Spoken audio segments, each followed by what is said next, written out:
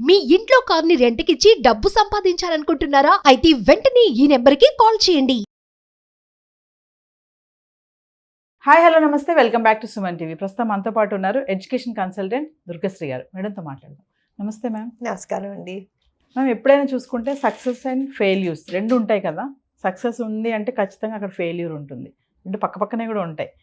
మనం ఇప్పుడు student oriented concept తీసుకుంటే ఫెయిల్ అయిన స్టూడెంట్స్ని పట్టించుకోకపోతే, వాళ్ళపైన ఇంట్రెస్ట్ పెట్టకపోతే వచ్చే ప్రాబ్లమ్స్ ఏముంటాయి? చాలామంది మనం చూస్తూనే ఉంటాం క్లాస్ రూమ్లో, కానీ వాడు సరిగ్గా చదవట్లేదు అంటే గో బ్యాక్ అంటారు, లాస్ట్ బెంచ్లో కూర్చోబెడతారు, వాళ్ళపైన ఫోకస్ తక్కువ ఉంటుంది. ఫ్రంట్ బెంచ్లో బాగా చదివే వాళ్ళపైన ఫోకస్ ఎక్కువ చేస్తారు. మరి వాళ్ళని నెగ్లెక్ట్ చేస్తే వచ్చేటటువంటి ప్రాబ్లమ్స్ ఎలా ఉంటాయి? దీని మీద ఈరోజు మా వ్యూవర్స్కి మీరేం చెప్తారు? Failure is a part of life అండి. ఓకే, మనం ప్రతి చోట సక్సెస్ అనేది చూడలేం కదా. అదే స్కూల్ టీచరు పిల్లల్ని వెనకాల కూర్చోబెడతారు కదా, ఆవిడేంటి జీవితాంతం సక్సెస్ అయినా కాదు కదా. ఎక్కడో ఒక చోట మనిషి అన్న తర్వాత ఫెయిల్యూర్ అనేది మనము అవాయిడ్ చేయలేం. దాన్ని మనము ఎక్నాలెడ్జ్ చేయాలి. ఓకే, నేను ఇప్పుడు ఫెయిల్ అయ్యాను కదా, నేను ఫెయిల్ అయ్యాను అంటే ఎందుకు ఫెయిల్ అయ్యాను? ఫస్ట్ థింగ్, పిల్లలు నేను ఫెయిల్ అయ్యాను అంటే నేను ఎందుకు ఫెయిల్ అయ్యాను, నేను ఏం చెయ్యాలి అనేది కదా. దాని ముందరే టీచర్ నువ్వు ఫెయిల్యూర్ విరా, నువ్వు వెళ్ళి వెనకాల కూర్చో, నువ్వు బయట కూర్చో, ఇంటికి రాగానే తల్లిదండ్రులు కూడాను నువ్వు ఫెయిల్ అయిపోయావా ఏంటి, నేను ట్యూషన్ పంపిస్తున్నా, ఇది అది అని కదా. ఫస్ట్ థింగ్, ఎందుకు ఫెయిల్ అయ్యారు, మనం ఎందుకు ఫెయిల్ అయ్యాము అని ఆ పిల్లవాడికి అర్థం కాకపోతే అది అక్కడే ఉండిపోతుంది. అది అర్థమయ్యేటట్టు చేయగలిగే టాలెంట్ టీచర్ కన్నా ఉంటుంది, పేరెంట్స్ కన్నా ఉంటుంది కదా. ఫస్ట్ అది ఎక్నాలెడ్జ్ చేయాలి మనం. అందరి పిల్లలు అన్నిట్లో గొప్పగా ఏమి ఉండలేరు కదా. సో అది ఎందుకు, ఏమైంది అక్కడ, అది ఇంట్లో అయిందా, కాన్సెప్ట్ అర్థం కాలేదా, ఏంటి అవ్వలేదు, ఫస్ట్ ఆ రీజనింగ్ చేయండి. ఫెయిల్ అయ్యాడు, ఓకే, పక్కకు పెట్టండి, ఫస్ట్ అది ఎక్నాలెడ్జ్ చేయండి. సెకండ్ థింగ్, ఇక్కడి నుంచి ఏం చేయాలి. ఓకే, ఇప్పుడు పిల్లవాడు మ్యాథ్లో ఫెయిల్ అయ్యాడు, ముగ్గురు హెల్ప్ చేయగలరు. ఫస్ట్ నాకు నేనేం చెయ్యాలి అని అబ్బాయి అనుకోవాలి. పేరెంట్స్ నుంచి ఏం హెల్ప్ కావాలి అబ్బాయికి తెలియాలి. స్కూల్ ఎలా హెల్ప్ చేయగలరు అంటే టీచర్స్ ఎలా హెల్ప్ చేయగలరు అని మూడే కాన్సెప్ట్లు. ఒక పిల్లవాడు స్కూల్లో ఫెయిల్ అయ్యాడు అంటే ఇవి మూడు మనకి అవసరం ఉంటాయి. Same thing applies for any employee also. ఇప్పుడు నేను ఫెయిల్ అయ్యాను ఆఫీస్లో, నేను ప్రాజెక్ట్ కంప్లీట్ చేయలేకపోయాను, అది కూడా ఫెయిల్యూర్. అనంత మాత్రం నేను యూజ్లెస్ ఎంప్లాయీ నా జాబ్ పోవటం కాదు కదా.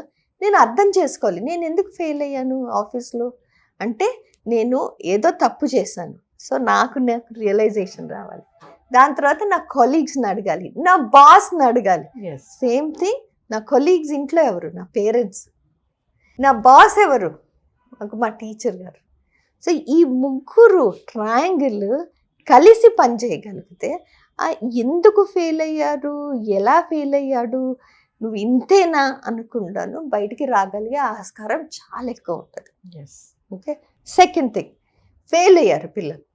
ఓకే, నెక్స్ట్ టైం దాని మీదే, ఇది పిల్లలే కాదు పెద్దవాళ్ళు కాదు ఎవరికన్నా సరే, మనం ఫెయిల్ అయ్యాం, మనం నెక్స్ట్ టైం అదే చేయటానికి స్టార్ట్ చేసినప్పుడు ఇంతకు ముందర చేసినట్టు చేయట్లేదు కదా. Because we are not starting from the scratch. మన ప్రీవియస్ ఎక్స్పీరియన్స్ ఏంటో అక్కడి నుంచి స్టార్ట్ చేస్తున్నాం అంటే ఇంకా బెటర్ పొజిషన్లో ఉన్నాం కదా, మనం ఏదో ఒకటి నేర్చుకున్నాం కదా ఫెయిల్ దగ్గర నుంచి కదా. అదొకటి. థర్డ్ థింగ్, ఫెయిల్ అయ్యాము అని తెలిసిన దాంట్లో మనం ఏంటి చేయకూడదు, ఏంటి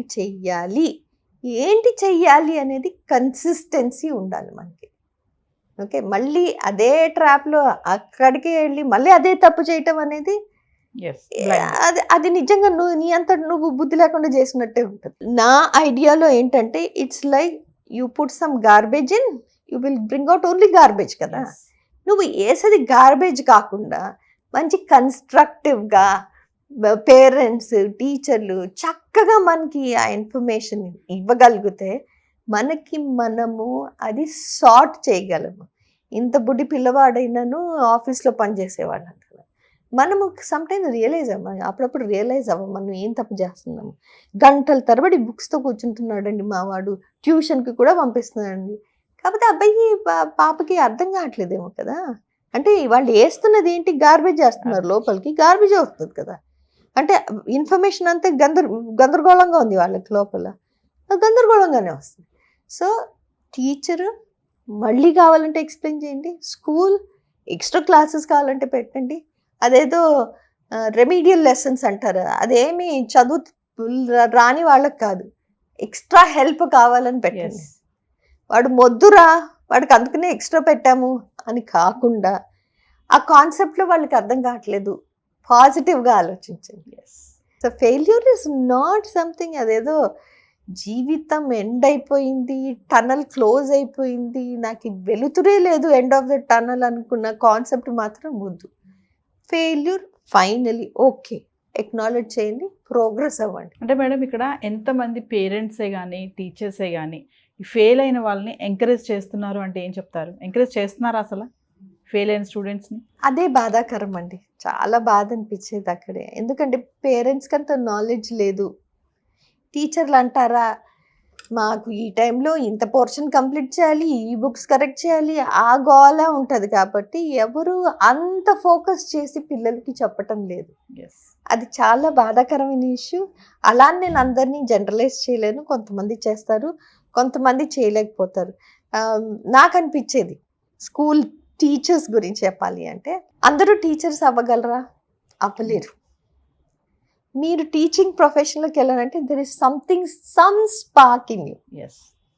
మీరు అంత చక్కగా ఒక ప్రొఫెషన్లోకి వెళ్ళినప్పుడు, అదే టీచింగ్ ప్రొఫెషన్లోకి వెళ్ళినప్పుడు మీ చేతుల్లో ఉంది. మీరు ఎన్ని జీవితాల్ని టచ్ చేయగలరు, ఎంతమందిని ఇన్ఫ్లుయెన్స్ చేయగలరు, ఎంత అదృష్టవంతులో ఆ ప్రొఫెషన్లోకి వెళ్ళగలరండి. అండ్ ఇంకోటి నాకు అనిపించేది ఏంటంటే, వాళ్ళు ఒక టీచర్ నుంచి ఒక ఎడ్యుకేటర్గా డెవలప్ చేసుకోగలరు. అంటే టీచర్ అంటే ఏంటి, నేను నేర్చుకున్నాను, టీచ్ చేశాను, వెళ్ళిపోయాను.